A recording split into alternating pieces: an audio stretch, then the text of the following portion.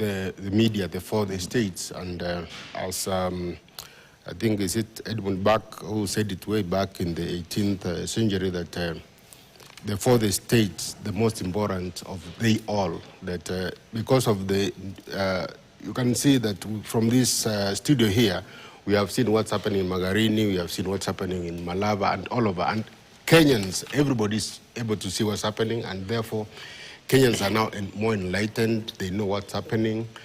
And in this time and age, I think rigging elections will be a tall order for anybody who wants to do that. And as you can see, those are live images from Mbeere North, that is former Attorney General Justin. But my question then is, as he's ready to address Kenyans there. But my question then is, allow me, because you know we're here to do permutations and to help citizens think and understand. I wonder, and it's something I often ask.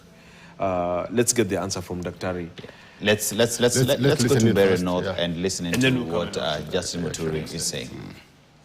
In some places I've received some very interesting stories that young men and young girls are walking to polling centers holding their ID cards and saying, now, whatever it takes, we must cast our ballot. And I think, for me, I think so far it is encouraging. I have no cause to complain. Yeah. You're saying so far so good? So far so good. Then immediately after you cast your ballot, you had indicated you'll be moving around the constituency. Is this still the case? And what time is your candidate also, the DP candidate, expected to vote, and where? Well, my candidate is registered in his ward, Momenji. I understand at Karembere Primary School. That's where I'll be voting. He had indicated to me last night when we patent that we'll be casting his ballot around midday today. So far, how do you assess the complaints you had about possibility of interference, say through goons or insecurity?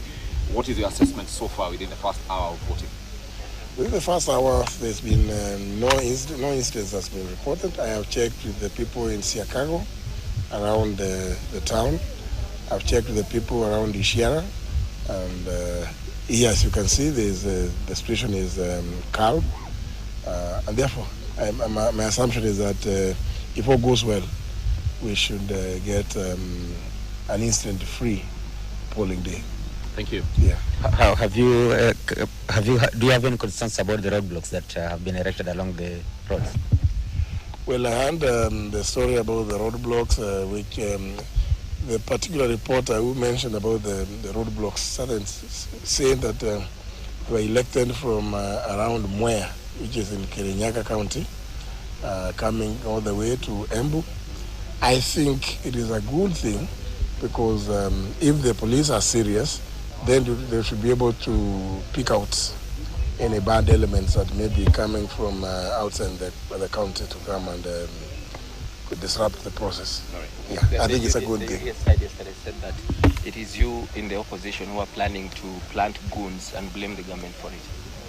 We have no intention of doing anything like that. In any event, as you can see, you will see here where we are. We cannot plant goons because we know we can almost predict the result. I have voted here since 1974, and I know I can tell you, I know the voting pattern. I'm very, very confident, and we have no reason to even imagine of bringing goons that could cause disruption, cause intimidation, and fear, and discourage candidates from, voters from coming to vote. All right, thank you very much. Thank you very much. The Democratic Party leader, Justin Muturi, there now. Well, that is a need to cast his vote. This is his polling station, and he says that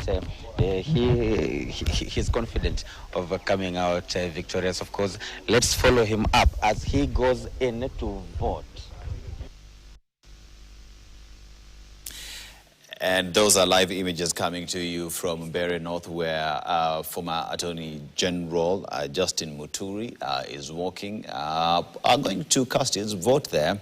And he is optimistic also that the exercise will continue to be smooth. But what he said earlier is on his way there, he saw young people with their IDs saying whatever it takes, we must cast our vote. And he says that is a good indicator that people, Kenyans, finally know the strength and the power that they do have in that vote. And as you can see, that is just Justin Muturi meet and greet of those who are there to equally cast their votes. Our reporter Clement Masombo is there following that for us. And as we continue with the discussion here, and Benji, even as Justin goes to cast his vote, we were having a discussion in terms of have Kenyans finally know the power that they have in that vote, that is their voice. You know, eventually you wise up and you realize that 200 shillings or 2,000 shillings today as a bribe, and then you suffer for years to come, especially for 5 years in a general election, obviously cannot be worth it. So yes, Kenyans are wise.